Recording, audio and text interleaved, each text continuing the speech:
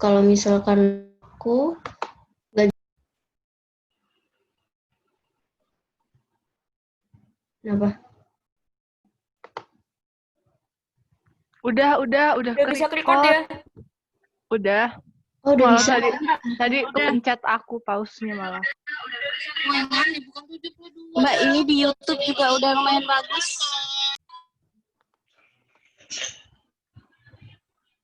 Oh, YouTube udah oke ya?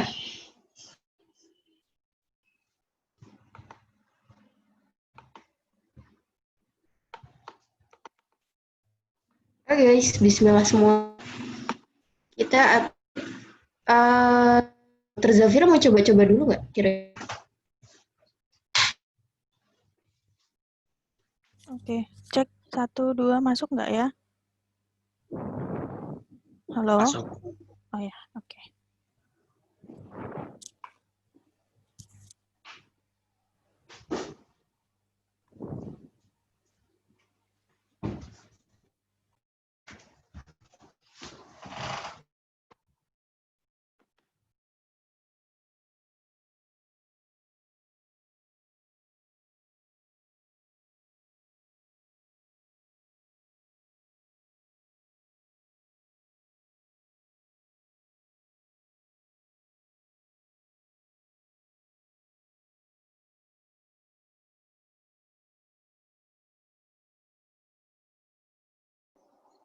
Udah 18 orang yang antri.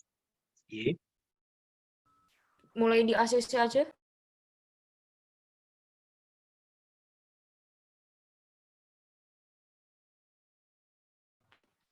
Oke, kita coba ya. Kita cici semua.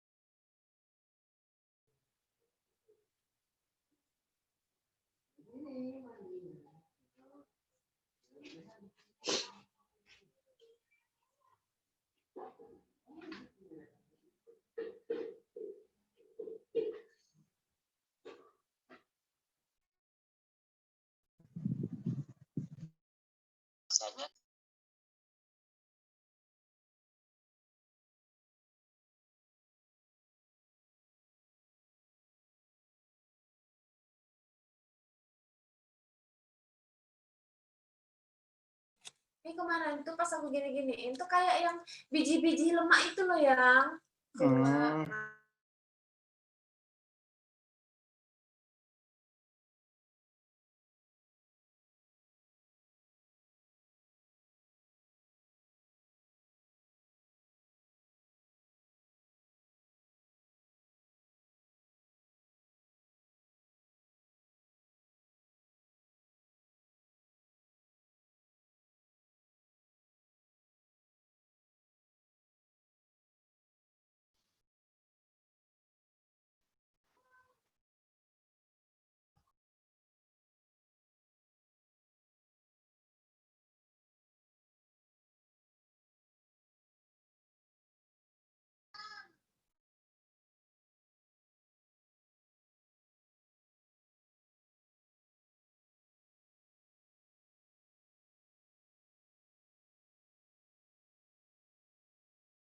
Halo?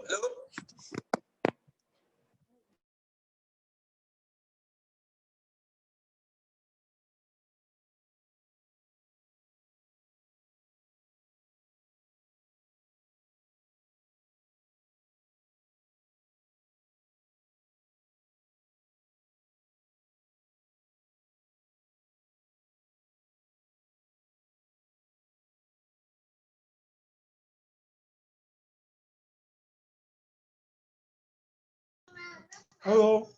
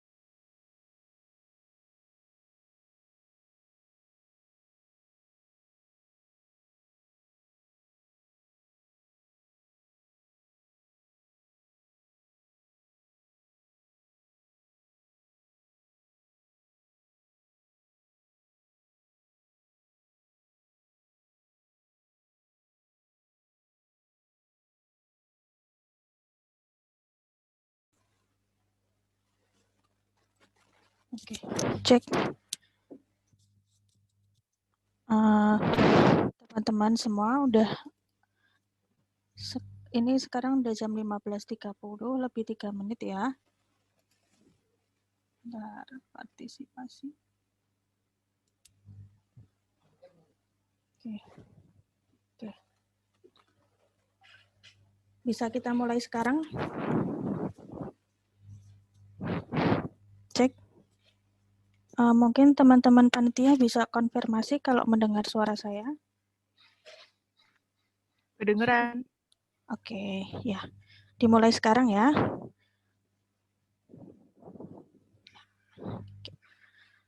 Assalamualaikum warahmatullahi wabarakatuh. Selamat sore peserta webinar Meropenem Mercy Yogyakarta.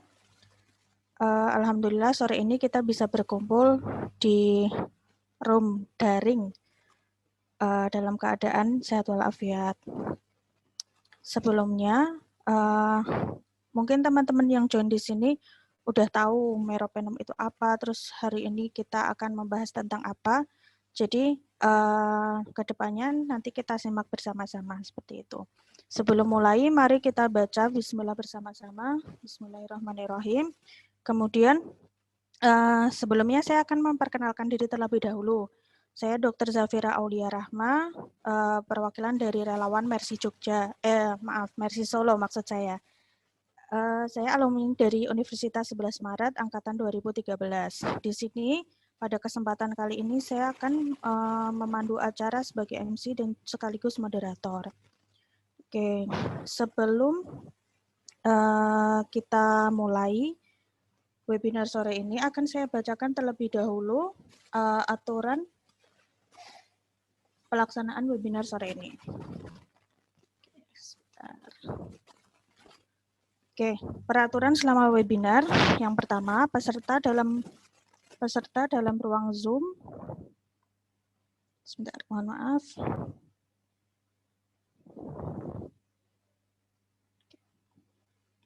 Oke, peraturan yang pertama, peserta dalam ruang Zoom diharap menonaktifkan video dan menonaktifkan suara atau mute selama sesi penyampaian materi oleh pembicara. Kemudian, peserta dalam ruang Zoom dapat menyalakan video saat foto bersama di akhir.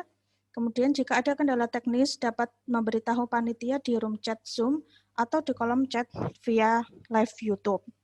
Kemudian nanti saat sesi Q&A, teman-teman semua peserta webinar bisa menuliskan pertanyaan di kolom chat bagi peserta yang berhasil masuk di aplikasi Zoom atau di chat live bagi peserta yang mengikuti webinar melalui YouTube. Format penulisan pertanyaannya yaitu nama, kemudian underscores asalnya, bisa univnya atau tempat kerjanya atau daerahnya, kemudian underscores pertanyaan yang akan ditanyakan.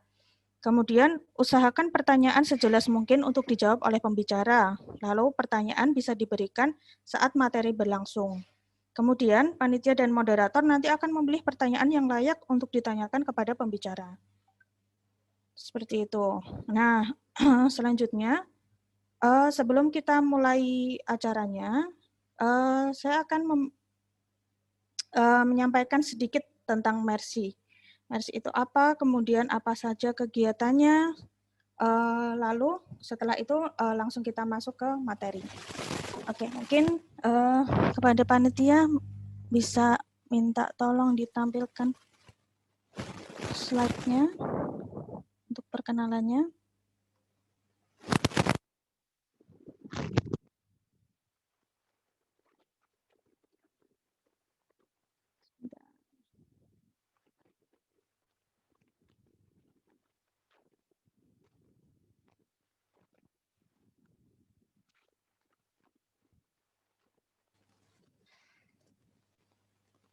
Mohon maaf, ini di saya kok belum masuk ya untuk sharing slide-nya ya.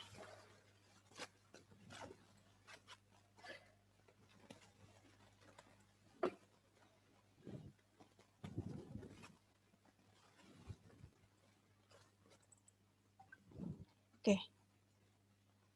Ya. Jadi saya mulai sedikit perkenalan tentang Mercy. Jadi Mercy ini merupakan organisasi sosial kemanusiaan yang bergerak dalam bidang kegawat daruratan medis dan mempunyai sifat amanah, profesional, netral, mandiri, sukarela, dan memiliki sifat yang mobilitasnya tinggi. Kemudian tujuannya adalah memberikan pelayanan medis untuk korban perang, kemudian kekerasan akibat konflik, kerusuhan, kejadian luar biasa, dan bencana alam di dalam maupun di luar negeri. Latar belakang didirikannya atau diprakarsainya Mercy awalnya itu dari konflik Maluku tahun 1999. Awalnya tim ini merupakan tim dokter dari mahasiswa FK Universitas Indonesia dan dideklarasikan di Jakarta pada 14 Agustus 1999. Oke, jadi mungkin sudah sekitar hampir 20 tahun lebih ya. Oke, prinsipnya adalah rahmatan lil alamin dengan masing-masing poinnya mencakup profesional, netral, mobilitas tinggi, dan amanah.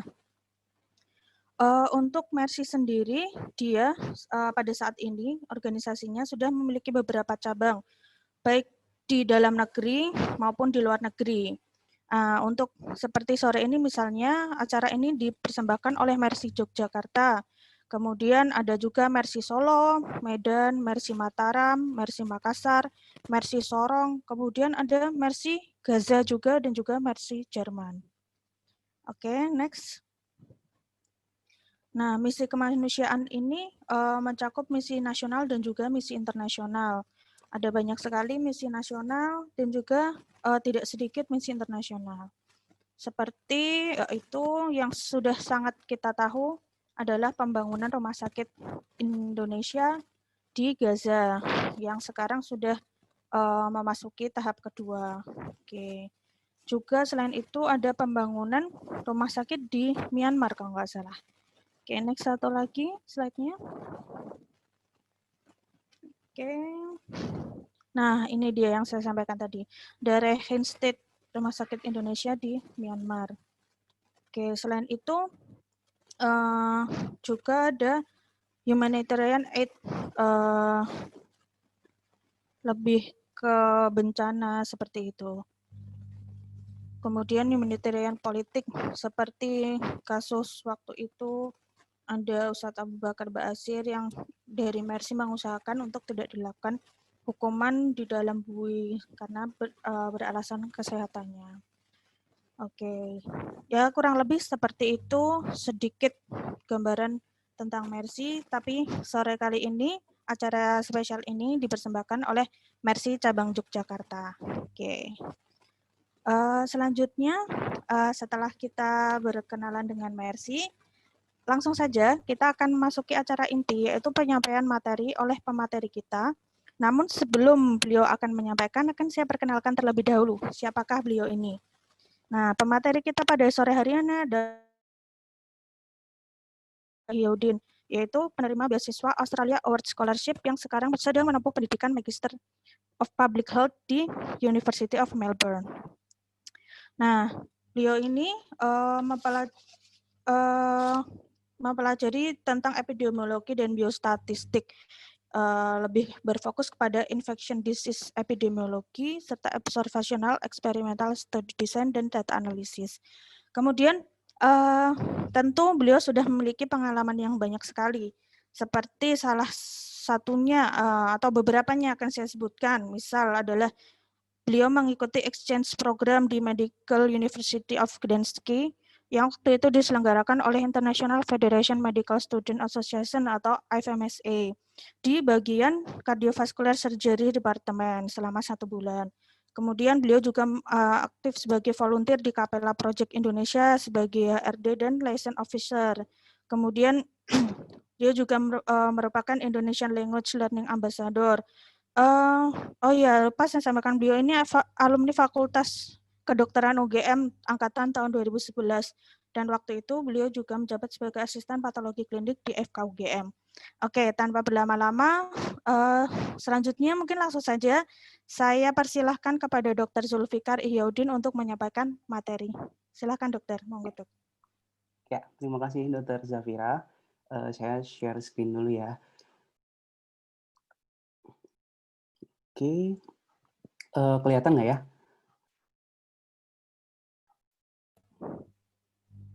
Sudah masuk, Oh Bu. ya, oke, siap.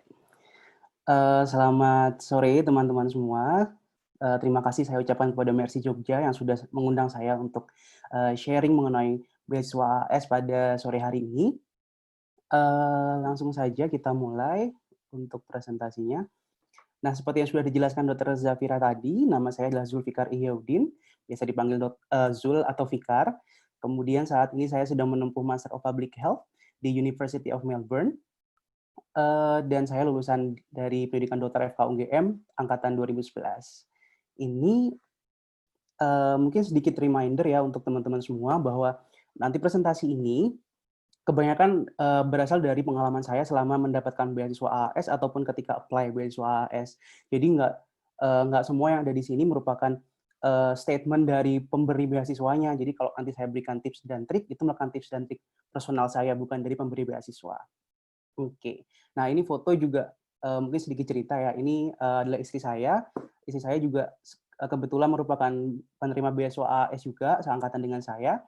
Dan karena presentasi ini sebenarnya adalah milik istri saya, jadi ini sedikit courtesy untuk istri saya gitu. Oke. Nah, pertama saya akan menjelaskan sedikit tentang apa sih beasiswa AAS itu. AAS atau Australia Award Scholarship merupakan beasiswa yang diberikan oleh pemerintah Australia, yaitu Department of Foreign Affairs and Trade atau bagian hubungan luar dan juga perdagangan Australia. Nah, beasiswa ini merupakan beasiswa yang diberikan untuk bersekolah secara full time. Jadi kalau kita master itu kan bisa part time atau full time. Ini harus full time seperti itu, dan untuk postgraduate degree, yaitu untuk master dan juga untuk PhD. Kebetulan di tahun saya itu 75% diberikan untuk master dan 25% diberikan untuk PhD. Dan kuotanya sendiri kurang lebih ketika angkatan saya itu 300 kalau nggak salah. Jadi sekitar 250 itu untuk master dan sisanya untuk PhD. Tapi kebetulan kalau untuk tahun lalu sepertinya dikurangi. Jadi kalau nggak salah 250, dan saya juga kurang tahu kalau untuk tahun ini karena masih dalam proses seleksi. Nah, ini juga saya sebutkan bahwa AAS ini diberikan untuk bersekolah at any tertiary institution in Australia. Jadi teman-teman nanti setelah mendapatkan beasiswa AAS, teman-teman bisa berkesempatan untuk sekolah di universitas manapun di Australia. Ini teman-teman nanti ini akan memilih seperti itu. Nanti akan saya jelaskan lebih lanjut tentang proses seleksinya ya. Nah, ada beberapa mungkin kelompok yang di-encourage oleh AAS untuk meng-apply dari beasiswa ini. Yaitu yang pertama untuk PNS dan juga staff embassy Australia. Kemudian untuk orang-orang yang tinggal di geographic focus area, ini saya berikan kecil banget di sini sih ya. Ada dari Aceh, Nusa Tenggara Timur, Nusa Tenggara Barat, dan lain sebagainya. Nanti bisa dicek di website-nya. Dan juga orang-orang dengan disabilitas dan juga perempuan. Jadi AAS memang menyemangati atau mengencourage, mendukung penuh untuk kelompok yang saya sebutkan tadi untuk apply beasiswa AAS ini. Nah, ini juga sering banget ditanyain oleh teman-teman biasanya ya, kalau saya mendapatkan beasiswa AS, bolehkah saya studi apa yang dapat dibiayai atau didukung oleh beasiswa ini? Untuk study course-nya sendiri sebenarnya sudah ada priority development areas yang sudah ditetapkan oleh AAS, dan nanti bisa dicek di website-nya ya. Saya kasih link juga tapi kecil di sini. Itu mereka punya bidang-bidang apa saja yang diprioritaskan oleh beasiswa AAS untuk dipelajari seperti itu. Kalau nggak salah ada infrastruktur, ekonomi, dan juga di bagian kesehatan seperti itu. Jadi kalau saya public health masih masuk dalam bidang prioritasnya seperti itu.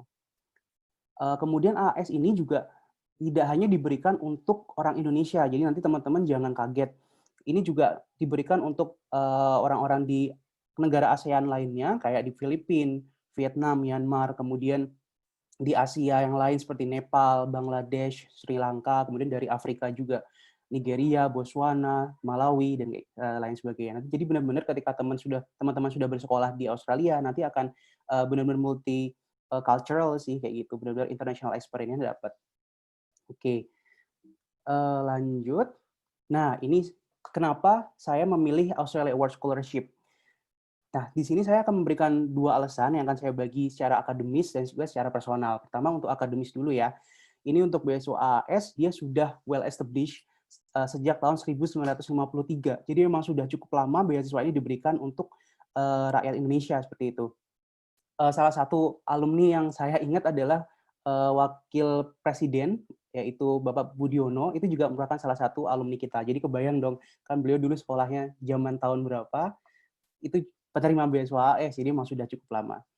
Kemudian Home for the World Top Universities, salah satunya adalah UniMelb, itu untuk univ saya sekarang, merupakan masuk top 50, sekitar peringkat 30 kalau nggak salah, dan juga untuk univ-univ lainnya juga masih masuk untuk top world universities, kayak gitu. Nah, kemudian yang ketiga adalah proses seleksinya ini proses seleksi dan juga persyaratannya ini cukup straightforward. Maksud saya adalah seleksinya tuh nggak muluk-muluk, jadi cuma 2, yaitu administrasi dan essay. Yang kedua adalah interview dan juga tes bahasa Inggris. Nanti akan saya jelaskan lebih lanjut di slide nantinya. Tapi secara umum ada 2 tadi untuk seleksinya. Dan untuk persyaratannya ini juga menurut saya cukup mudah dibandingkan beasiswa lain, karena nggak terlalu tinggi threshold-nya kayak gitu, dan juga nggak terlalu ribet. Nanti akan saya jelaskan juga ya. Yang keempat adalah comprehensive training for awardee. Nah, untuk comprehensive training ini, kalau secara personal ya, dia diberikan dari ketika kita akan berangkat, ketika kita sudah sampai di Australia, dan selama kita menjalani studi di Australia. Jadi kebayangkan, itu sangat-sangat banyak diberikan. Kalau beasiswa lain kan biasanya hanya ketika sebelum berangkat. Dan itu cuma sekitar seminggu atau mungkin beberapa hari. Sedangkan kalau AAS ini, kita benar-benar di training intensif selama, kalau saya 7 minggu, nanti akan berbeda-beda sesuai dengan tes bahasa Inggris kita. Kayak gitu. Kemudian, ini bisa dilihat ya, waktu yang foto di atas ini merupakan ketika saya melakukan pre-departure training atau ketika training sebelum berangkat yang selama 7 minggu tadi, kita di training intensif untuk tentang academic life, kemudian juga tentang bahasa Inggris, kemudian juga diberikan kesempatan untuk datang ke kedutaan Australia seperti itu. Untuk yang bawah ini ketika saya sudah di sana, saya juga melakukan training lagi untuk kegiatan secara akademis dan juga untuk improve bahasa Inggris itu selama kurang lebih 6 minggu kalau nggak salah. Dan ini sudah bersama dengan awardee lainnya dari negara-negara lain. Jadi memang kita benar-benar di training dan biar siap ketika melakukan kuliah nantinya. Kemudian yang terakhir adalah strong alumni network dan opportunity for grant. Ini saya belum alumni sih, tapi saya sudah banyak mendengar mengenai hibah-hibah yang diberikan dari untuk alumni Australia seperti itu, mahasiswa Australia. Kalau nggak salah ada SIM-nya itu dibuka setiap tahun 2 kali, itu untuk membiayai project ataupun research, dan biayanya sampai 150 juta. Jadi lumayan banget kayak gitu. Oke, itu secara akademis. Nah, sekarang secara personal nih. Yang pertama, dia generous scholarship. Kenapa generous? Kalau saya bandingkan dengan beasiswa lain, sesama penerima beasiswa lain yang ada di Australia, untuk AAS ini dia cukup, walaupun cuma sedikit sih, dia lebih tinggi sedikit dibandingkan yang lain untuk pemberian stipendnya setiap 2 minggunya itu. Kemudian, numerous partnership works with Indonesian stakeholders. Ini sepengetahuan saya, ketika saya waktu dulu daftar, saya kan coba untuk cari-cari. Untuk pemerintah Australia sendiri banyak nggak sih nge-support di Indonesia, dan itu cukup banyak banget. Baik dari penelitian, proyek, kemudian nggak cuma di Indonesia bagian barat aja, tapi juga di Indonesia bagian timur seperti itu. Jadi menurut saya merupakan opportunity yang menarik bagi saya kayak gitu. Yang ketiga, relatively close from home. Ini benar-benar personal sih. Jadi kalau nanti saya pengen pulang ke Indonesia, itu nggak cukup mungkin kurang lebih 6-8 jam, saya udah sampai di Indonesia kayak gitu. Kalau dibandingkan mungkin sekolah di US atau di UK, itu kan jauh banget, harus transit sampai berapa belas jam kayak gitu. Yang keempat, a lot of Indonesian diaspora. Sebenarnya nggak cuma diaspora, tapi juga mahasiswa Indonesia tuh banyak banget di sini di Australia. Jadi homesick menurut saya nggak terlalu ya. Kalau untuk makanan juga di sini banyak yang jual cilok, maksud saya PO cilok, kemudian PO pempek itu banyak. Jadi teman-teman nggak usah khawatir kalau di sini homesick makanan tuh kayak nggak deh, kayak gitu. Nah, additional nih, ini additional waktu saya udah sampai di Australia, saya baru tahu nih ternyata ada benefit ini. Yang pertama, taken care really well by the AAS team. Jadi untuk setiap universitas ada yang namanya Student Contact Officer. Itu seperti CP-nya lah untuk AAS ini di setiap univ di Australia. Nah, SEO ini bertugas untuk maintain our well-being kayak gitu. Jadi mereka akan follow up kita, kalau kita butuh apa-apa kita akan tanya mereka. kita butuh bantuan visa, mereka akan membantu dan lain sebagainya. Jadi benar-benar kita akan dibantu banget oleh AAS ini selama kita sebelum berangkat maupun ketika kita ada di sini kayak gitu. Kemudian suitable for those who want to bring their family. Jadi kalau saya bandingkan dengan beasiswa lain, untuk AAS sendiri dia memberikan diskon untuk orang-orang yang membawa anak dan ingin taruh anaknya di childcare nih kayak gitu. Jadi kan kalau di sini mungkin teman-teman sibuk sekolah, kuliah, pengen taruh di childcare, nah kita bisa dapat diskon karena childcare di sini mahal banget. Sehari bisa nyampe $100 yang mana mungkin sekitar 1 juta kali ya. Dan kalau teman-teman dari penerima beasiswa AS nanti bisa dapat diskon kayak gitu. Mungkin sampai 75%-nya kayak gitu. Nah, kemudian juga ada You Still Can Work. Ini mungkin untuk penerima beasiswa lain juga bisa sih tetap bekerja. Nanti kurang lebih seminggu diperkenankan untuk bekerja 20 jam. Jadi itu cukup banget kalau teman-teman mau bawa family, kemudian butuh, karena stipendnya memang nggak banyak, tapi mencukupi lah seperti itu. Jadi tetap kalau mau bawa family yang banyak kan tetap harus kerja. Nah, teman-teman masih bisa part-time di sini. Yang terakhir, nanti banyak banget kita disponsori atau didiskon untuk jalan-jalannya oleh AAS tadi. Jadi terbantulah insya Allah kayak gitu. Oke. If you want to study in Australia, do consider AAS kalau menurut saya. Nah, lanjut lagi. Ini saya diminta oleh panitia untuk menjelaskan kenapa saya pilih jurusan saya dan juga univ saya saat ini. Tapi mungkin sebelumnya saya juga ingin sharing kenapa sih saya pilih master kayak gitu. Mungkin kalau untuk teman-teman dokter ini udah cukup paham bahwa biasanya karir dokter itu kalau lulus dari dokter, sumpah dokter, internship, kemudian kerja atau PTT, kemudian masuk spesialis kayak gitu. Nah, tapi kenapa saya kok menyempatkan untuk master dulu? Oke, yang pertama, ini benar-benar personal ya, jadi alasan personal dari saya. Pertama, open up and shape my mind. Karena saya sudah bercita-cita sih dari dulu untuk bisa sekolah di luar negeri. Kalau untuk S1 kan mungkin cukup lama dan mahal ya, dan sedikit yang ngasih beasiswa. Tapi kalau untuk S2 kan cukup banyak. Jadi memang ini adalah kesempatan yang baik dan bagus untuk saya untuk bisa sekolah di luar negeri. Nah, kenapa saya pengen sekolah di luar negeri? Sebenarnya kalau untuk pendidikan atau konten pendidikannya sendiri, menurut saya sih nggak terlalu jauh, mungkin ya, nggak terlalu jauh beda dari Indonesia. Kalau seperti saya public health, mungkin malah kontennya yang di Indonesia akan lebih relevan, karena teman-teman akan diberikan kasus yang emang ada di Indonesia, mungkin malaria di Indonesia, TB di Indonesia, sedangkan kalau kita sekolah di luar negeri kan perspektifnya lebih ke global kayak gitu. Nah, yang pengen saya dapatkan di sini adalah cara berpikir mungkin kayak analytical thinking, berpikir kritis, yang sesuai dengan taraf internasional kayak gitu. Ketika saya sudah berada di sini, sudah memulai perkuliahan, saya merasa sih beda banget menurut saya. Di sini saya tuliskan a positive learning experience, karena memang mungkin dari interaksi kita dengan sesama mahasiswa, interaksi dengan dosen itu berbeda banget, dan itu benar-benar mendukung kita untuk gimana sih cara memahami suatu pengetahuan tuh nggak cuma hafalan aja atau ngerti aja secara teori, tapi gimana cara mempraktekannya, kemudian membuat ini tuh bisa ditranslatekan, nggak cuma dalam teori aja. Dan itu kita didukung penuh, maksud saya kita nggak cuma bimbingan kayak gitu, tapi benar-benar dimotivasi, bimbingannya juga bimbingan yang positif, nggak cuma yang datang kemudian disalah-salahin kayak gitu-gitu. Saya nggak ini ya mengeneralisir bahwa pendidikan di Indonesia seperti itu, tapi memang terasa sih bedanya gitu. Yang kedua, expand my professional networking and opportunities. Ini kerasa banget. Ini foto yang di bawah ini ketika kebetulan dosen-dosen dari FKUGM berkunjung ke Melbourne. Jadi kami yang ada di sini mahasiswa alumni FKUGM yang ada di Melbourne, kita bantu untuk LO dosen-dosen kita ini, dan akhirnya kita berkesempatan juga untuk bisa datang waktu itu ke Royal Children's Hospital.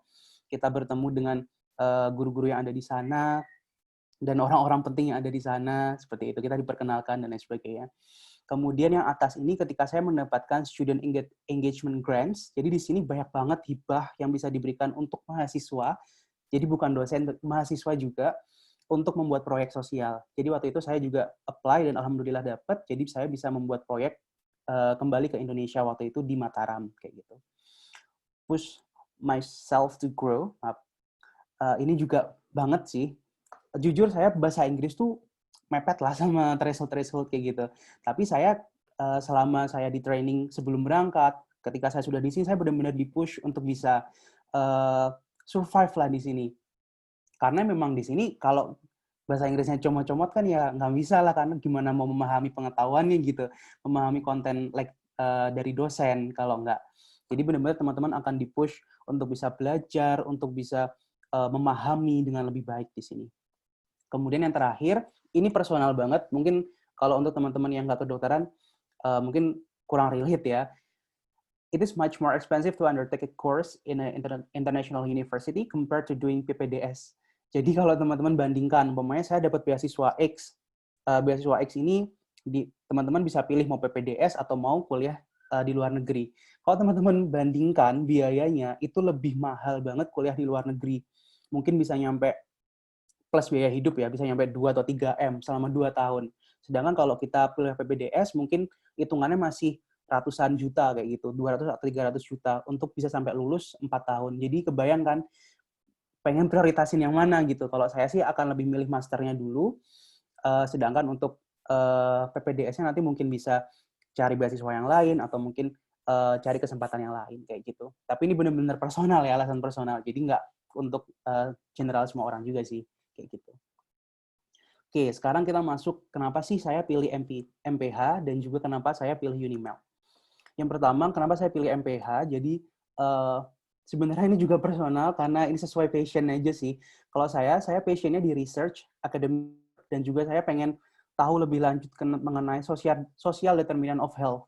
Jadi kalau ada yang bilang MPH ini tentang ngurusin puskesmas aja atau ngurusin orang-orang yang ada di puskesmas aja. Enggak, sebenarnya enggak. Kalau teman-teman selama pandemi ini melihat mungkin kayak public health measure yang diambil pemerintah Indonesia sama dari luar, itu akan kerasa banget bahwa public health di sini benar-benar berguna. Nggak cuma di bagian mikirin apa sih harusnya dilakukan, tapi juga bagaimana sih mengolah data yang kita dapat ini untuk kita bisa buat lagi sebuah policy atau mungkin sebuah kebijakan yang lebih baik kayak gitu. Itu yang kita pelajari di sini. Tadi juga udah disebutin Dr. Zafira bahwa saya mengambil stream epidemiology and biostatistic karena dulu ini juga berhubungan sama experience saya dulu sih. Saya sempat bekerja di Pediatric Research Office, jadi memang saya suka dengan riset dan saya pengen memperdalam itu seperti itu. Makanya saya ambil epidemiology and biostatistic. Kemudian yang kedua, patient in community based work. Saya kan tadi juga disebutkan bahwa saya ikut di NGO namanya Capella Project. Kalau teman-teman belum tahu, nanti bisa dicari di Instagram ya, @capella.project. Itu adalah NGO tentang tumbuh kembang anak. Dan memang kebanyakan proyek kita adalah community-based proyek gitu. Jadi, saya benar-benar terbantu ketika sudah bersekolah di sini, mengambil MPH, saya diajari tentang project management, bagaimana caranya membuat project yang culturally appropriate, kemudian bagaimana caranya untuk bisa lobby-lobby policy seperti itu. Jadi terbantu banget kalau teman-teman memang interestnya di situ. Yang ketiga, sharpen my understanding on public health perspective. Walaupun saya tadi ambil streamnya adalah epidemiologi dan biostatistik, itu yang sangat angka banget atau skill banget. Saya juga di sini coba untuk ambil health economy evaluation, dan itu benar-benar menarik sih, karena saya jadi tahu, oh kenapa sih BPJS sekarang kok defisit kayak gitu kan. Kira-kira langkah apa yang bisa diambil. Kemudian kalau di luar negeri, mungkin di UK atau US, itu skema insurance-nya seperti apa. Itu menarik sih, karena teman-teman akan terbuka perspektifnya. Nggak cuma melulu di klinis aja, tapi juga di public health-nya. Nah, sekarang why the University of Melbourne. Ini juga kalau menurut saya, sebenarnya ini data umum sih. Yang pertama, dia nomor 1 di Australia, jadi kenapa nggak milih yang nomor 1 gitu, mumpung udah di sini. Kemudian untuk public health-nya, dia nomor 17 di dunia. Kemudian dia ada established connection with my former office, tadi Pediatric Research Office. Dia sudah ada hubungan kerjasama seperti itu dengan PRO. Kemudian yang keempat, numerous opportunities. Contohnya tadi saya sebutkan tadi, Student Engagement Grant, itu juga dari Unimel, kayak gitu. Oke, lanjut. Nah, saya diminta untuk menceritakan juga sih tentang personal journey-nya, bagaimana cara mendapatkan beasiswa AAS ini.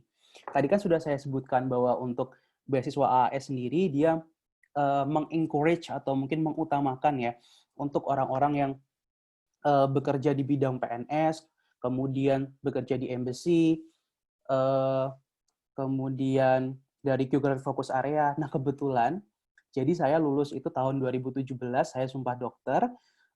Di tahun itu juga saya internship, tapi masih menunggu, kayak saya lulus itu KMPBD Februari, sumpah dokter April, kemudian internship di bulan November. Jadi di antara itu saya kerja dulu di research office tadi di PRO, kayak gitu.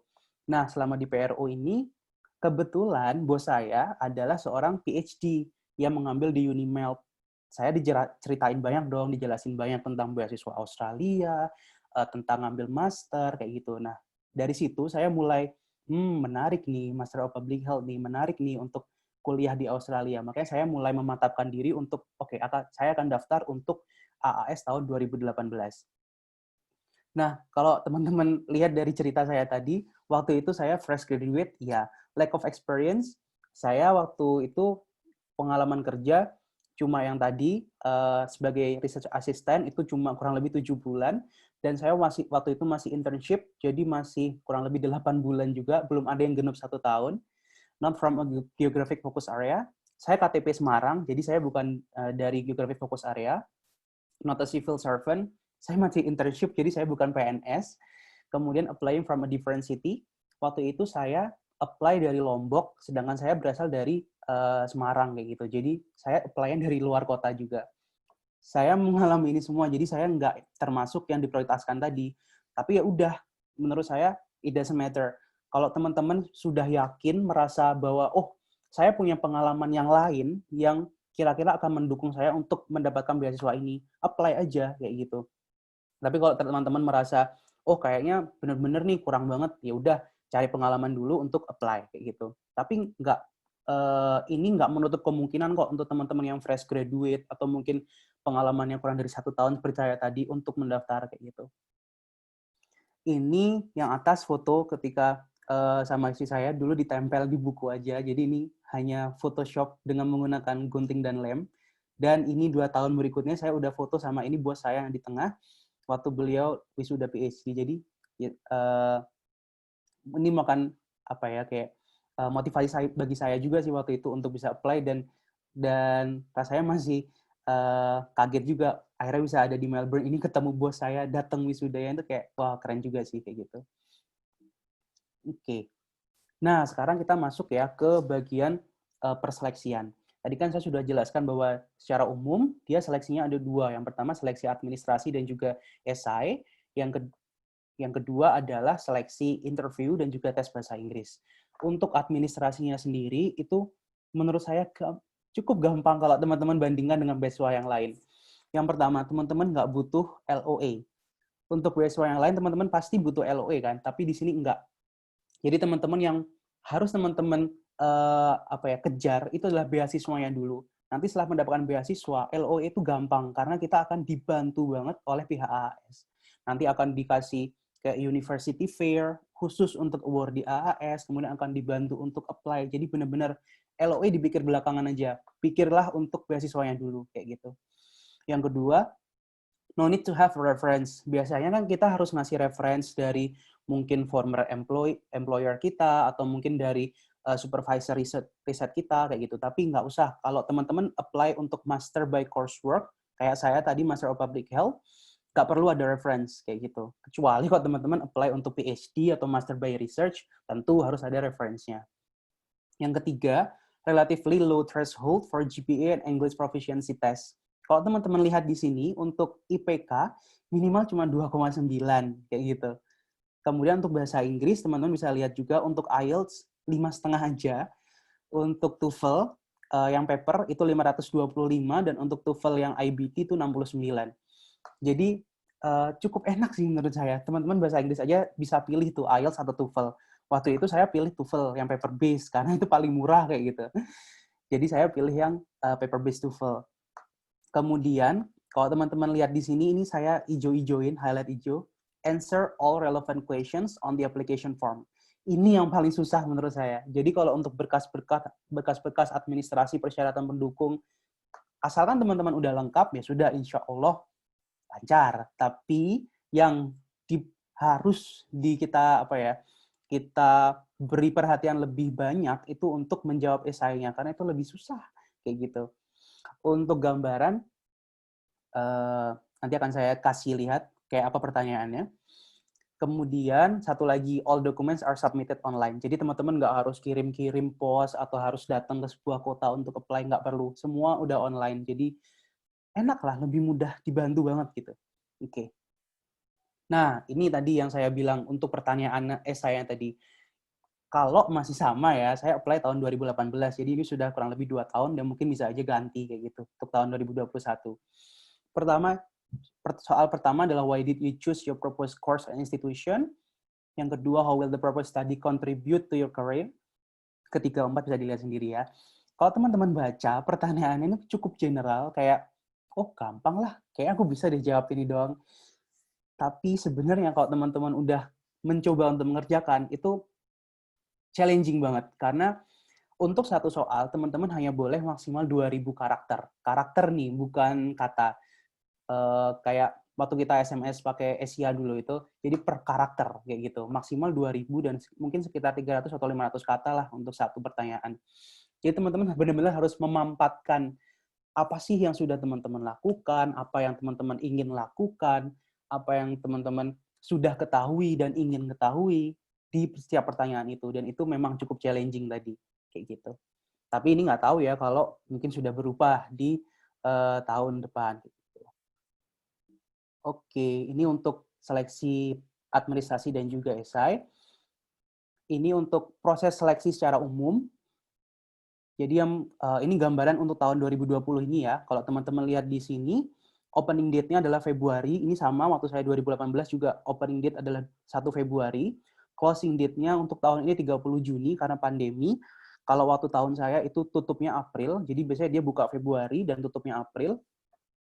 Kemudian setelah teman-teman kerjakan untuk yang step pertama tadi, untuk yang administrasi dan juga esai secara online, nanti teman-teman submitkan itu di 2 web yang nanti diberikan oleh AAS, dan akan dikasih tahu pengumumannya kurang lebih 1 bulan setelahnya, di bulan Agustus 2020. Tapi untuk tahun ini, kalau nggak salah, dimundurkan lagi karena ada pandemi tadi. Kemudian setelah teman-teman diberitahu, oh saya shortlisted nih, berarti teman-teman nanti akan diundang untuk seleksi wawancara dan juga tes bahasa Inggris.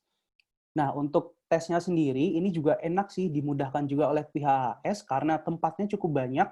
Waktu itu saya masih internship di Lombok, dan ternyata di Mataram itu juga sebagai salah satu tempat untuk lokasi wawancara dan juga tes bahasa Inggrisnya. Jadi saya nggak perlu kemana-mana kayak gitu.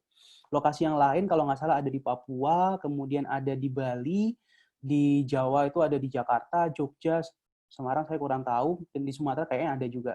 Jadi memang cukup banyak tempatnya. Dan baiknya lagi adalah, mamanya teman-teman cukup jauh nih tempatnya dengan lokasi dari interview tadi. Pihak AS akan membantu mensponsori untuk tiket penerbangannya kayak gitu. Jadi kurang baik apa gitu dari pihak AS.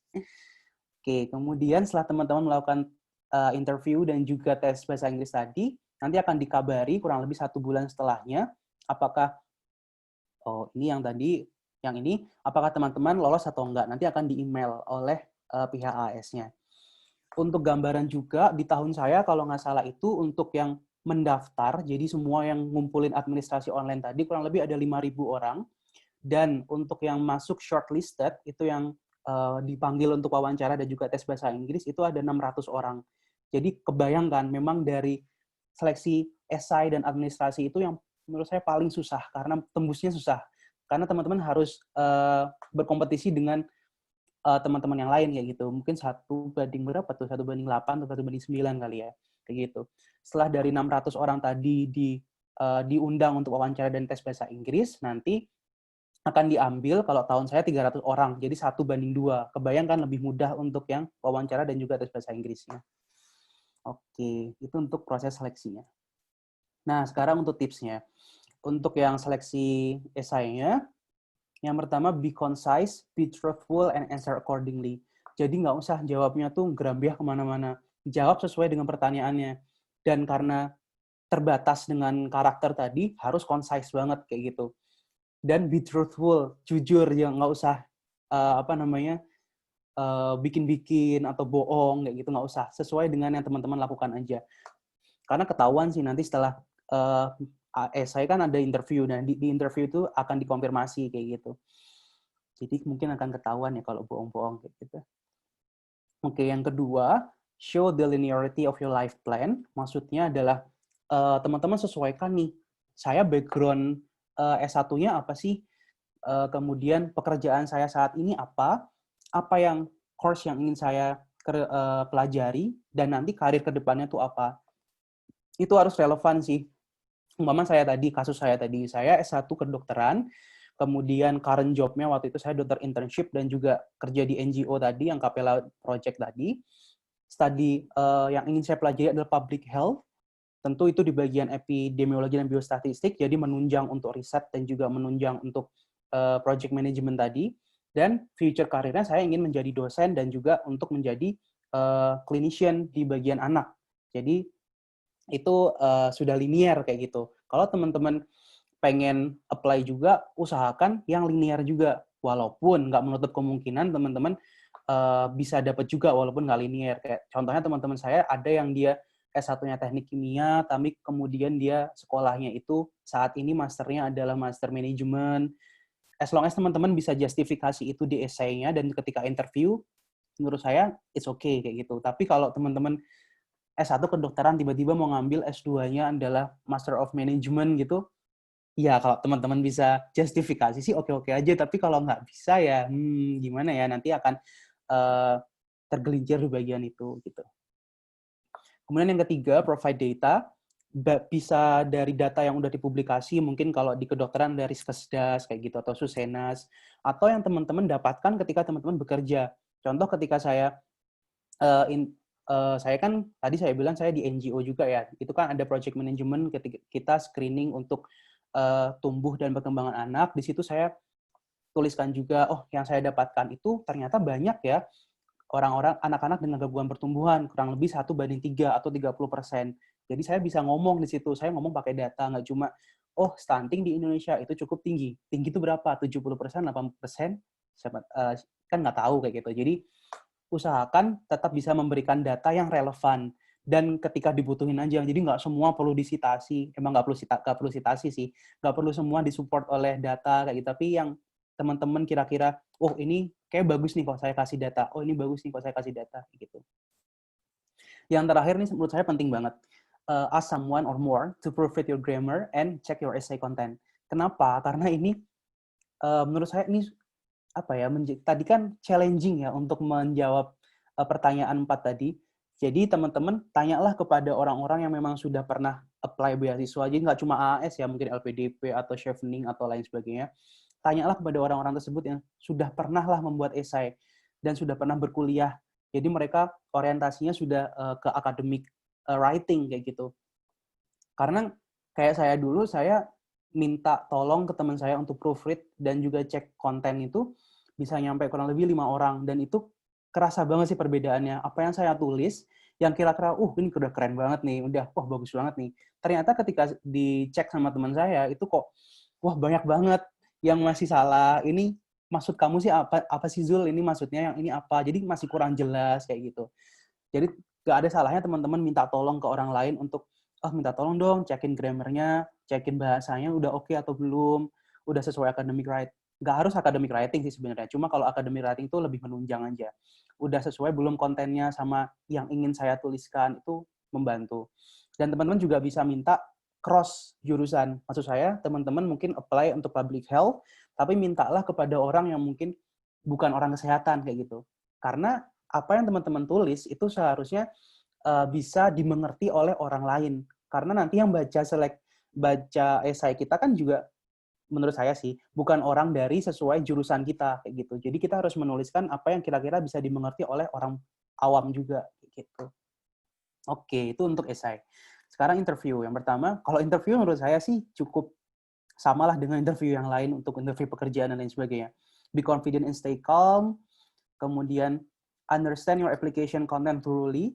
Ini penting banget. Jadi karena untuk AS sendiri menurut saya seleksi interviewnya itu cukup fair. Jadi teman-teman nanti nggak akan ditanya yang personal, pacarnya siapa, dan lain sebagainya kayak gitu.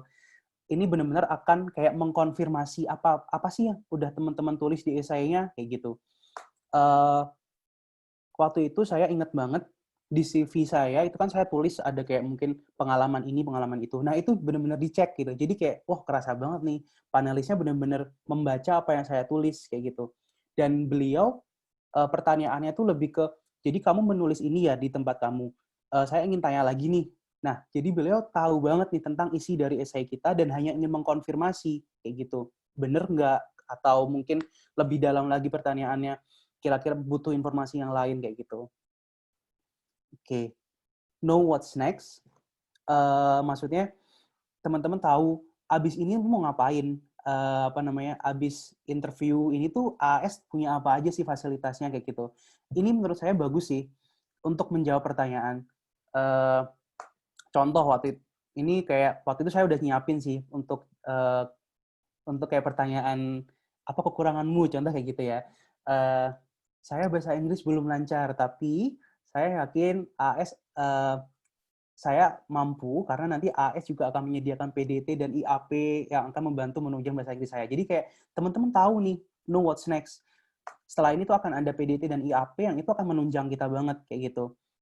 Baik di academic life maupun di bahasa Inggris. Atau know what's next untuk in term of career. Setelah saya nanti lulus master, saya akan mengambil PhD kayak gitu. Jadi lebih jelas sih teman-teman plan-nya seperti apa. Oke, kemudian yang keempat, ini kata-katanya saya ambil citasi dari istri saya tadi karena ini bagus banget sih menurut saya. Show that you are all prepared and the only thing that you need now is the scholarship. Jadi teman-teman tuh datang pede, confident tadi, dan sudah tahu isinya apa, sudah tahu, oh saya itu mau sekolah Master of Public Health karena setelah ini saya ingin menjadi researcher di LIPI atau saya akan bekerja di WHO kayak gitu. Jadi benar-benar tahu apa yang ingin dilakukan dan yang saya butuhkan saat ini adalah untuk dibiayai aja dan untuk sekolah ke sana kayak gitu. Teman-teman harus bisa ngasih vibes itu karena itu menurut saya emang menunjukkan bahwa teman-teman tahu, sudah percaya diri dan wah siap untuk diberangkatin banget lah. Ini udah konten untuk worthy banget lah kayak gitu. Oke, sepertinya itu aja yang bisa saya sharingkan dan terbuka banget untuk diskusi dengan teman-teman semua. Silakan kalau ada yang mau tanya. Oke, waktu dan tempat saya persilakan lagi untuk ke moderator. Oke, baik Dok. Terima kasih atas penyampaian yang sangat jelas dan inspiratif sekali. Intinya tadi sudah disampaikan oleh Dr. Zulfikar secara jelas tentang beasiswa AS itu sendiri. Tapi ini Dok, ternyata teman-teman sangat antusias, jadi banyak sekali pertanyaan yang mungkin nanti bisa Dr. Zulfikar jawab satu persatu. Seperti itu ya Dok ya? Ya, boleh Dok. Oke, akan saya bacakan. Sebentar Dok. Tadi sudah ada beberapa yang dipilih.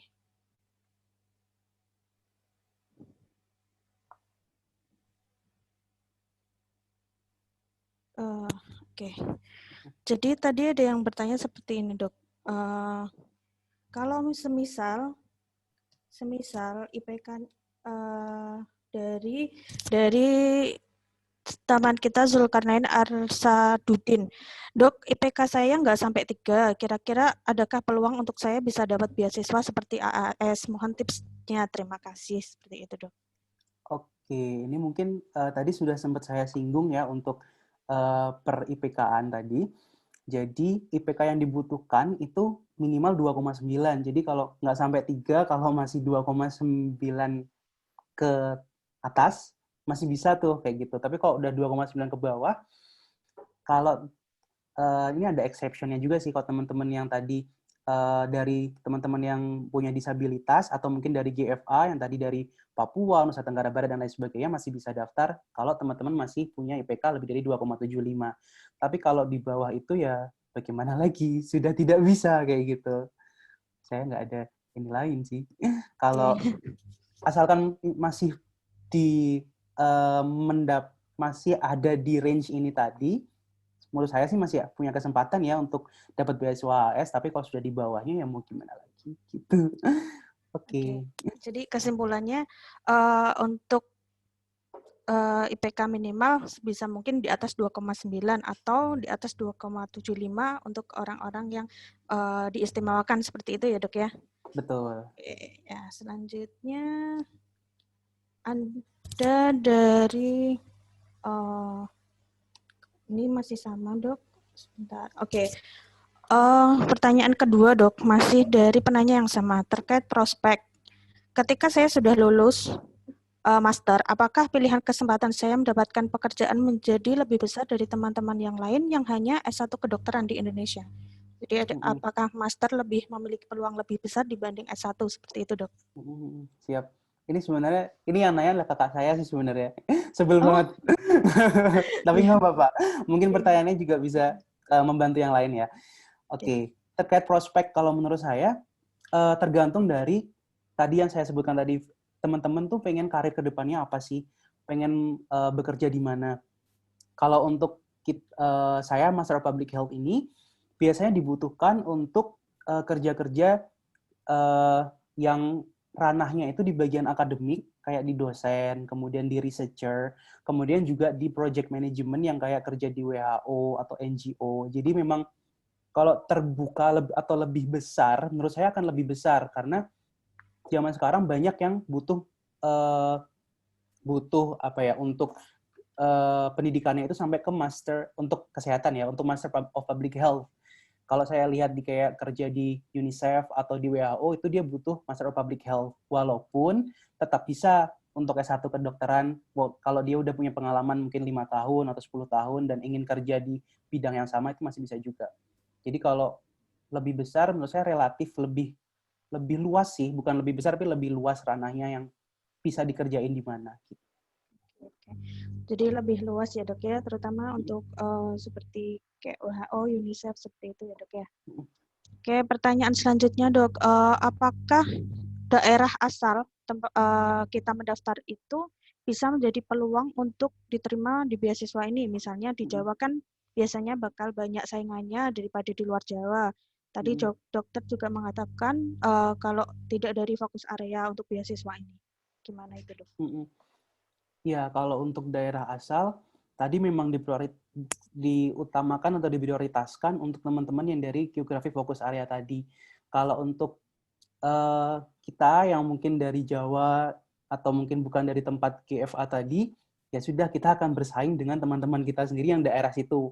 Yang mana biasanya aplikan memang akan lebih banyak dari tempat-tempat tadi, kayak gitu. Contoh, makanya dari Jakarta tuh biasanya banyak banget aplikannya ya, tapi ya sudah, dia akan bersaing, kalau setahu saya ya, dia akan bersaing sesuai dengan domisilinya kayak gitu. Makanya KTP Jakarta akan bersaing dengan KTP Jakarta. Kalau saya KTP Jawa Tengah, berarti saya akan bersaing dengan orang-orang yang aplikan yang berasal dari KTP Jawa Tengah juga. Tapi memang sekali lagi kalau teman-teman yang dari GFA tadi itu punya privilege yang lebih besar untuk dapat beasiswa ini karena diprioritaskan tadi. Oke, sudah sangat jelas dok. Kemudian pertanyaan dari Michela dari Tasikmalaya. Dok, mohon bertanya, saat ini saya masih sekolah tingkat akhir koas di FK di China. Apabila setelah itu saya ingin mendaftar beasiswa ini dengan latar belakang WNI, dengan sekolah S1 di China, apa adanya perlu tambahan ujian penyetaraan lainnya? Mohon tips dan sarannya. Terima kasih. Oke, kalau ini kalau untuk kedokteran saya kurang tahu, tetapi jujur teman saya juga ada yang mengambil Master of Public Health dan background dia adalah di bioteknologi dan ngambilnya di Korea waktu itu. Jadi dia bukan lulusan dari Indonesia juga waktu itu. Jadi dia lulusan dari Korea Selatan. Dia sempat bekerja di Indonesia. Saya nggak tahu sih kalau biotek perlu penyetaraan atau enggak, tapi dia sudah sempat bekerja di Indonesia kurang lebih 1-2 tahun, dan dia apply AAS, langsung dapet deh, kayak gitu. Jadi kalau untuk masalah latar belakang pendidikan kita yang di luar negeri, menurut saya sih kok masih bisa ya, kayak gitu. Dengan cerita saya yang tadi, jadi sepertinya masih bisa, asalkan teman-teman relevan dengan apa yang di-apply. Mungkin yang harus penyetaraan itu lebih ke kalau Mikaela tadi mau jadi dokter di Indonesia mungkin ya, pengen praktek kayak gitu, mungkin butuh penyetaraan. Tapi kalau mau sekolah lagi, kok menurut saya nggak perlu kayak gitu. Tapi saya kurang mengerti juga, akan lebih baik juga kok Mikaela bisa nanya langsung ke AS-nya juga. Oke, semoga bisa menjawab pertanyaan dari teman kita Mikaela. Kemudian ada lagi dok dari sebentar, Margaret dari UNER dok. Biasanya lembaga penyelenggara beasiswa kan mengharapkan sesuatu in return. Bagaimana cara kita mengelola ide dan visi kita agar bisa ngasih give back ke AS-nya seperti itu?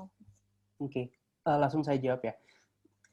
Ini pertanyaan yang bagus sih menurut saya. Jadi kalau bisa teman-teman ketika menuliskan esai tadi, tuliskan kira-kira bisa give back in return-nya tadi tuh atau ngasih sesuatu tadi dalam bentuk apa, itu ada sangkut pautnya dengan Australia sih menurut saya. Kalau saya dulu, saya menuliskan bahwa saya kan ingin menjadi researcher. Saya ingin menjadi researcher, nanti bisa apply nggak hanya menutup di kayak di LIPI aja atau lembaga-lembaga Indonesia aja, tapi juga bisa ada namanya Australia Indonesia Center kayak gitu. Dan ini saya tuliskan. Karena itu menurut saya juga salah satu cara give back yang tetap berhubungan dengan ada diplomatiknya dengan Australia kayak gitu. Atau teman-teman bisa juga dicari kira-kira proyek-proyek Australia yang ada di Indonesia itu di mana aja sih, dan kira-kira minat teman-teman apakah ada ke arah sana. Maksudnya apakah mungkin contoh proyek Australia di Indonesia ada yang tentang stunting di Nusa Tenggara Barat. Kalau teman-teman emang ada minat ke arah sana, tulis aja kayak gitu. Saya masih membuka kesempatan untuk bisa bekerja di mana saja, dan salah satunya di proyek stunting yang ada di Nusa Tenggara Barat ini yang kebetulan juga disponsori oleh pemerintah Australia. Menurut saya itu cara yang bagus juga untuk menarik panelis untuk, wah ternyata dia tahu nih balik mau ngapain, kemudian wah dia mau mendukung kita juga sebagai pihak sponsor, itu menurut saya bagus gitu. Jadi pikirkan benefitnya buat di Australianya juga gitu ya dok ya? Benar. Satu lagi dari Margaret juga dok, apakah ada perbedaan dokter yang belajar magister public health di Indonesia dengan di luar negeri? Karena kan biasanya ditanyakan kenapa tidak S2 di Indonesia saja, apakah kurang dibanding di Australia seperti itu? Bagaimana? Oke, kalau untuk pertanyaan ini, menurut saya tadi sih ini balik ke slide saya waktu saya ceritain tentang kenapa sih harus master tadi. Jadi kalau untuk public health sendiri, sesuai yang saya jelaskan tadi, malah menurut saya kalau public health di Indonesia itu nanti kasus-kasusnya akan relevan dengan kasus Indonesia. Sedangkan kalau untuk kasus untuk sekolah di luar, master di luar, itu dia kasusnya akan dengan global perspektif, yang mana menurut saya itu akan membantu banget. Karena contohlah, kayak pandemi ini, di sini kita belajar nggak cuma langkah-langkah apa sih yang diambil dari Indonesia, tapi juga ngambil dari studi kasus dari tempat lain, kayak mungkin dari ada Nigeria, kemudian ada dari Kuba, kayak gitu-gitu, dan itu kayak, oh ternyata langkahnya bagus ya, kayak cukup mind blowing gitu. Dan untuk kurikulumnya sendiri, menurut saya ini harus bisa dijustifikasi sih. Kenapa sih kok teman-teman ngambil di situ? Apakah ini karena supervisor yang hanya ada di sana? Contoh mungkin kebetulan di Melbourne ini ada ketua untuk Ikatan Adolescent Health-nya WHO, itu dia ada di Melbourne. Jadi kalau teman-teman mau justifikasi, oh saya minat untuk ambil Master of Public Health di bidang adolescent, khususnya di Unimelb, karena di sana ada pakarnya kayak gitu. Itu juga bisa menunjang untuk aplikasinya kayak gitu. Jadi tergantung sih, ini nggak melulu tentang konten yang ingin dipelajari, tapi juga di sana tuh emang ada apa sih di sana, apakah supervisor yang di sana atau orang pinternya yang diketahui secara internasional tuh hidup di sana, menjadi dosen di sana kayak gitu. Emang harus dipelajari, itu bagus pertanyaannya juga.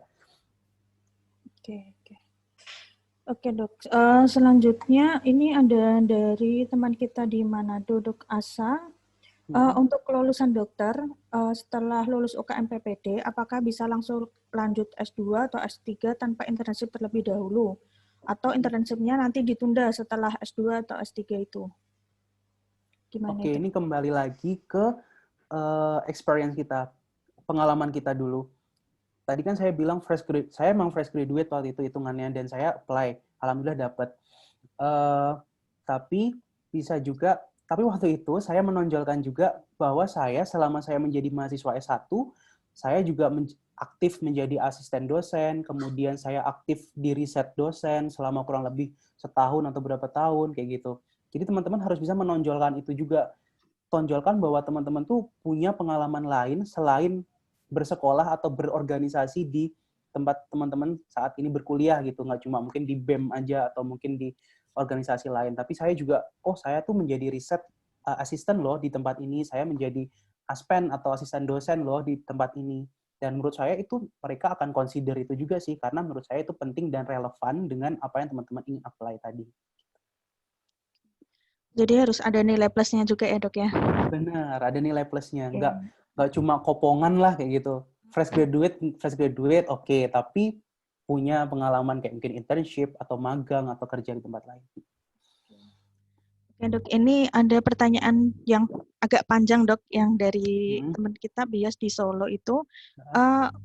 Untuk tadi tentang dana hibah, itu hibah project NGO di negara asalkah? Berarti NGO-nya harus baru atau boleh NGO yang dulu sudah dibesarkan? Lalu saya melihat Dr. Zulfikar, Dr. Jaslin, dan tim Kapela Project rajin publikasi saat internship di Makassar. Maaf, di Mataram. Apakah Kapela ini lahir saat dokter internship atau sebelumnya sudah ada? Lalu ada tips kah dok agar bisa maksimalkan masa internship untuk sering melakukan penelitian? Terima kasih. Wah ini banyak sekali pertanyaan. Cukup banyak pertanyaannya. Oke, kita bedah satu-satu ya. Oke. Pertama tadi untuk hibah project tentang dana hibah. Tadi yang saya ceritakan untuk student engagement grant itu adalah hibah yang diberikan dari univ saya, Unimel, untuk mahasiswa untuk melakukan proyek sosial di, terserah sih, mau di Australia boleh atau di negara tempat berasalan juga boleh. Waktu itu saya mengerjakan di Mataram kayak gitu. Dan untuk harus punya NGO atau enggak, sebenarnya dia nggak perlu NGO. Yang diperlukan adalah untuk punya partner dengan tempat dilaksanakan proyeknya itu. Jadi contoh saya tadi, saya kan di Mataram, saya waktu itu partnernya adalah Ikatan Dokter Anak Indonesia Cabang NTB dan juga Dinas Kesehatan Provinsi NTB kayak gitu. Dan juga NGO saya sih, kebetulan NGO saya, Kapela tadi, berasal ada di Mataram juga cabangnya kayak gitu. Berarti NGO-nya harus baru atau boleh NGO yang dulu sudah dibesarkan? Berarti boleh yang sudah dibesarkan tadi itu. Oke, kemudian pertanyaan yang kedua ya, rajin publikasi. Apakah Kapela ini lahir saat dokter-dokter ISYP atau sebelumnya, dok? Nah, saya bukan founding father-nya dari Kapela. Kebetulan Kapela ini yang menemukan adalah teman saya, namanya Jaslin. Dia kebetulan juga, saya bertemu dia ketika internship, dan saya kenal dia waktu internship. Dia orangnya benar-benar aktif, dan saya diajak untuk ikut di Kapela waktu itu. Dan jadi Kapela ini sudah ada tahun 2017, saya ikut tahun 2018. Mungkin masa saya jadi jelasin Kapela banyak-banyak kayak enak. Udah itu aja kali ya Kapela ya. Iya, nanti mungkin lebih lanjut bisa dikepoin di sosmednya kali ya dok ya. Benar, @kapela.project. Oke, siap. Kasih. Iya, bisa dicatat mungkin oleh teman-teman. Oke, mungkin Terus pertanyaan terakhirnya kali ya, yang tips memasukkan masa ISYP. Nah, ini sebenarnya saya cukup terbantu dengan kenal dengan Jaslin tadi sih. Tapi ini bisa untuk take home message juga. Jadi kalau teman-teman selama masa internship memang harus dimaksimalkan menurut saya. Yang pertama, teman-teman bisa ketahui minatnya dulu. Kalau saya minatnya di bagian anak, saya akan ke bagian tersebut. Saya terbantu dengan NGO tadi, Kapela tadi, saya ikut bersama mereka aktif melakukan proyek tentang tumbuh kembang anak di waktu itu saya di Mataram.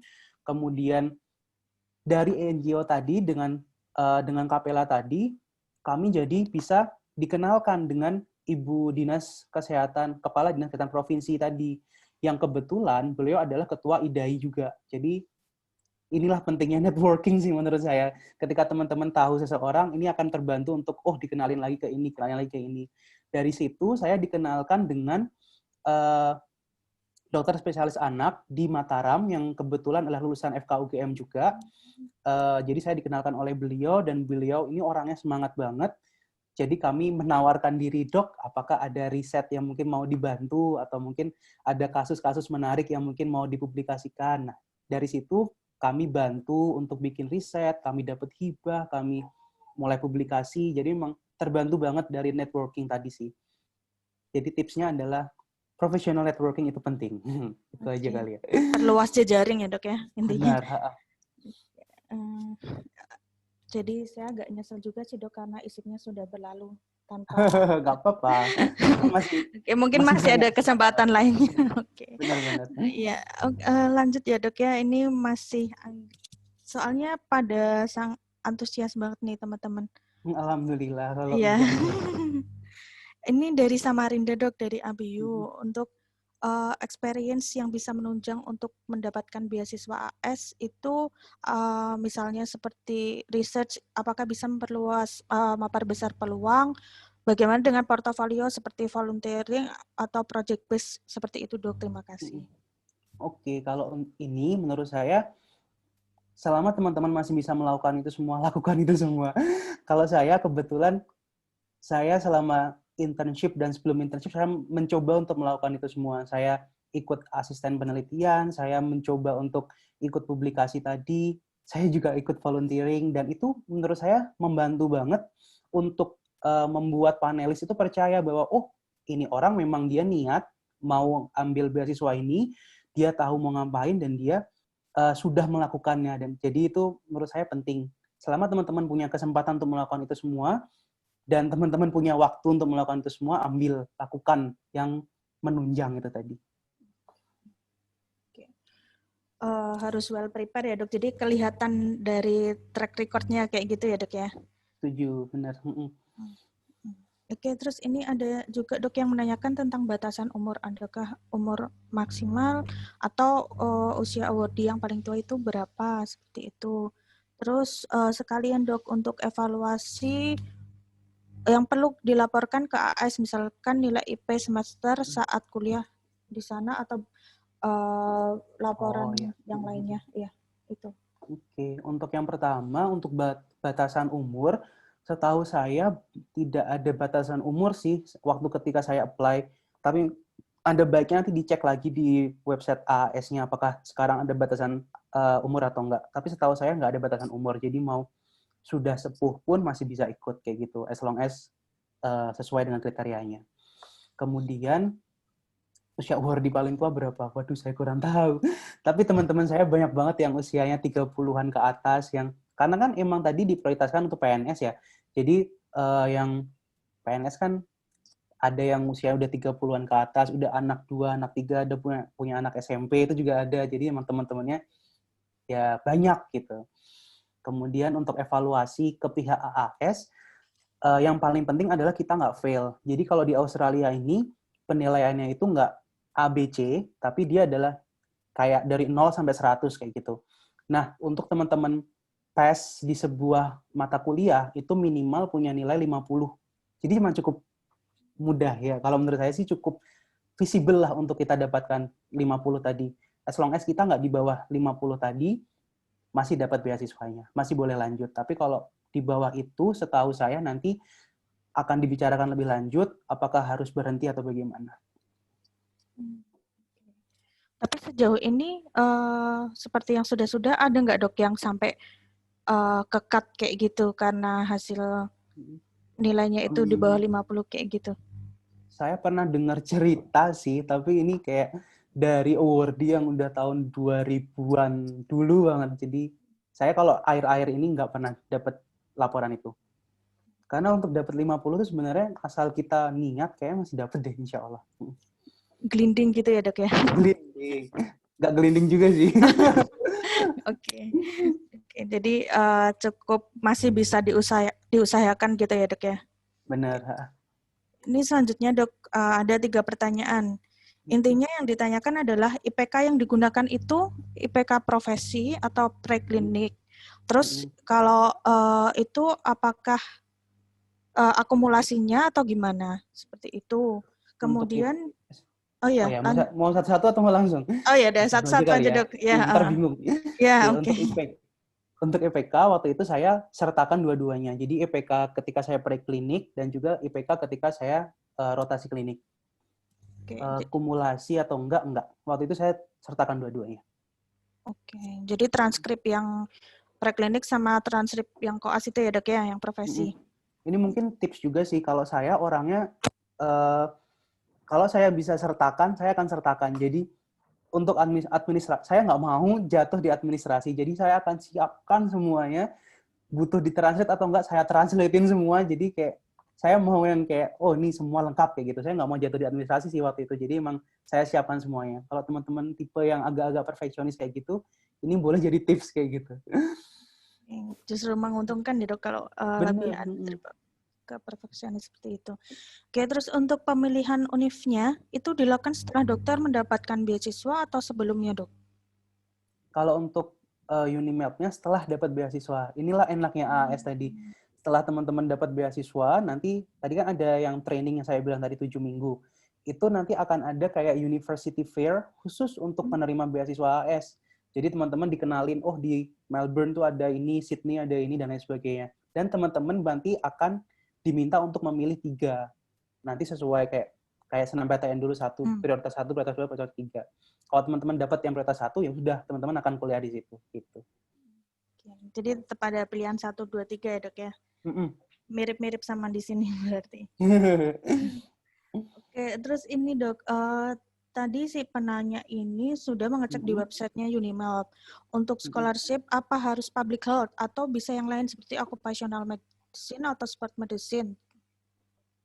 Atau setahu saya, nggak harus public health aja. Untuk rumpun kesehatan, itu ada yang kayak advanced nursing, itu ada, kemudian biomedik, itu ada juga, kemudian clinical research, istri saya clinical research. Kemudian kalau untuk yang kayak sports medicine, occupational medicine, teman-teman harus cek dulu di handbooknya, di web Unimap tadi, apakah disediakan untuk international student atau enggak. Karena beberapa ada yang nggak boleh untuk international student, jadi harus domestic student. Gitu. Jadi harus di cross-check mandiri. Iya, di cross-check dulu ya. Tapi yang jelas sudah ada, kayak dokter itu ya dok, Magister of Public Health itu ya dok ya. Oke. Terus ini hampir sama pertanyaannya, cuman ada pertanyaan yang lain bahwa apakah harus terlibat dalam NGO sesuai di bidang studi yang diinginkan seperti itu. Kalau misalnya belum terlibat atau nggak ada pengalaman magang, apakah tidak masalah seperti itu? Oke, kalau untuk NGO tadi, menurut saya NGO merupakan nilai tambah untuk pengalaman kita sih. Nggak melulu harus punya NGO, karena sebenarnya kan yang diutamakan tadi kan malah dari PNS ya. PNS mungkin nggak punya waktu untuk ke NGO juga. Jadi NGO merupakan menurut saya tambahan sih, menunjukkan kalau teman-teman tuh punya pekerjaan lain gitu, atau pengalaman lain. Tapi untuk mungkin yang Dokter Zulfikar tahu, mungkin teman-temannya dokter, ada nggak yang tanpa pengalaman seperti itu? Jadi yang biasa-biasa aja gitu sebelum-sebelumnya? Ada teman saya yang kedokteran juga, itu dia pengalamannya kalau nggak salah dia PTT dan juga internship. Ada juga yang cuma nggak PTT, internship. Ada yang PTT juga, ada yang kerja aja. Jadi memang nggak harus NGO sih menurut saya. Nggak harus NGO ya dok. Ini kayaknya yang terakhir dok. Yang dari Esther di Jakarta.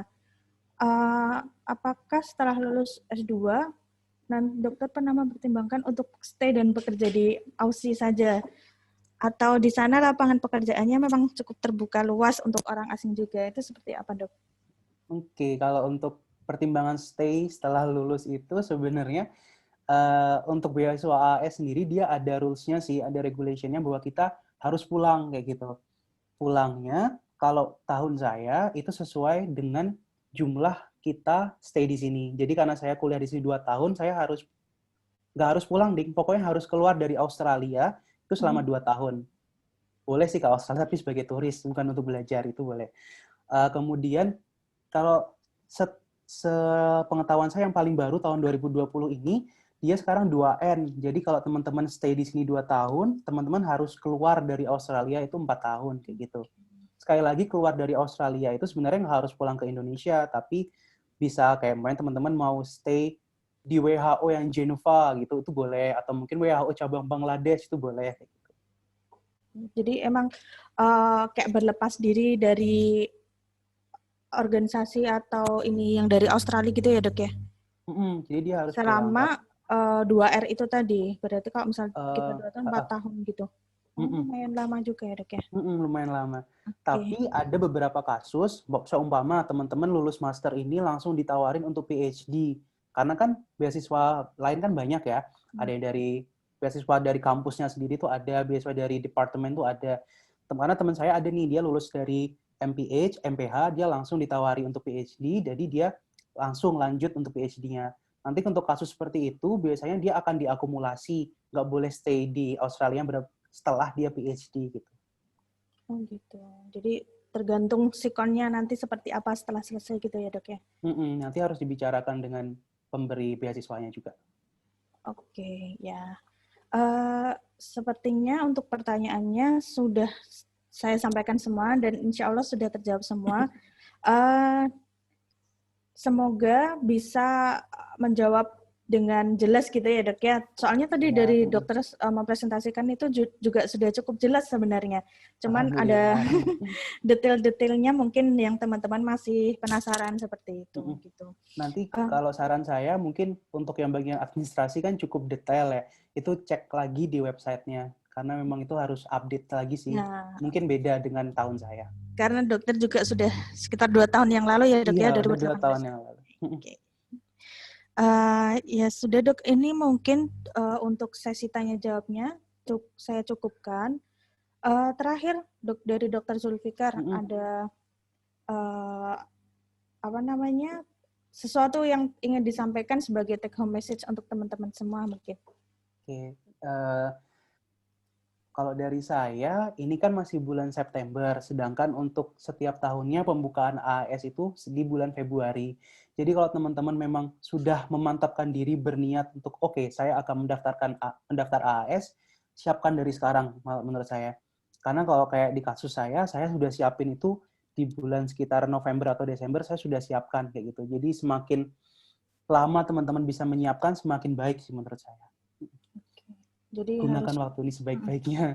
Mumpung masih ada waktu yang cukup gitu ya, Dok ya? Betul. Oke, mungkin saya cukupkan, Dok. Terima kasih atas penyampaian materinya, juga kesediaannya untuk menjawab pertanyaan dari teman-teman. Semoga dokter sehat selalu. Gimana, Dok? Di sana pandemi gimana, Dok? Aman pandemi atau nggak terlalu buruk? Ya sama aja. Nggak sama sih. Di Indonesia kan kayak gitu ya. Kalau di sini 2 digit sih nambahnya per harinya, nggak nyampe yang 4 digit kayak di Indonesia. Dan di sini restriksinya lebih ketat daripada Indonesia. Jadi ya lebih merasa aman lah gitu. Oke, semoga dokter dan keluarga sehat selalu ya, Dok ya. Terima kasih. Oke, selanjutnya untuk teman-teman peserta, ini ada form evaluasi yang harus diisi.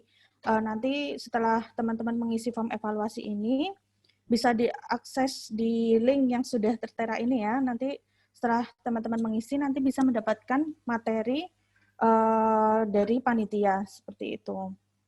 Kemudian ini dari Mercy Yogyakarta juga mengadakan donasi. Nih, judulnya sudah menarik sekali ya. Donasi sekarang, cashback pahala. Oke, jadi di sini bisa donasi seikhlasnya, nanti bisa dari rekening yang tertera, juga bisa di-scan dari barcode yang ada, mungkin bisa di-screenshot atau disimpan terlebih dahulu. Kemudian selain itu, untuk webinar Meropenem ini tidak berhenti hari ini, tapi masih ada seri-seri selanjutnya yang mungkin tidak kalah menariknya dengan hari ini. Seperti minggu depan itu ada webinar tentang LPDP University College London oleh Dr. Evan Putrantio. Kemudian 1 hari sebelumnya ada Dr. Isana Widya Hikmah Paramita dari University of Glasgow. Kemudian berakhir di tanggal 26 September oleh Dr. Bayu dari Kobe University.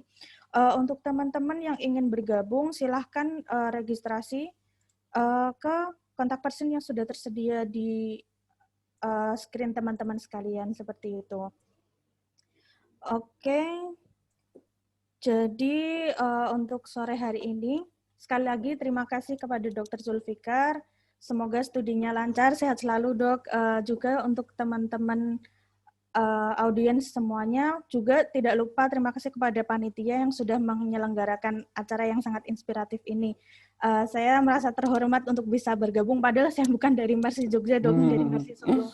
Gitu. Oke, terima kasih atas perhatiannya semua. Saya akhirkan, saya cukupkan. Assalamualaikum warahmatullahi wabarakatuh. Waalaikumsalam.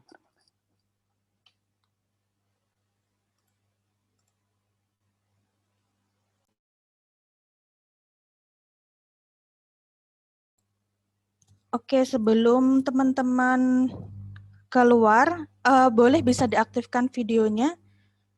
Kita akan foto bersama ya. Nanti mungkin panitia bisa dibantu.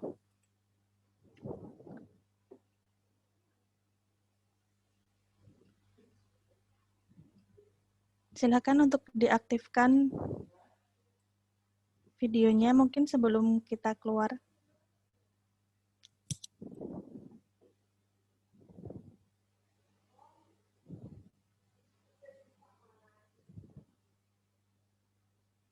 Oke, masih ada beberapa yang belum muncul. Oke, silakan panitia mungkin.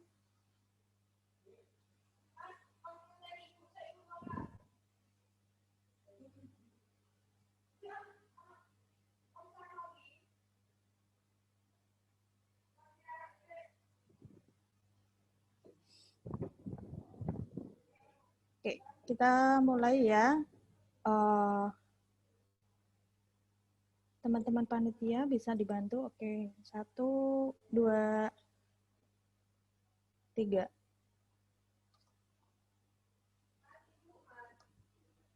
Sudah?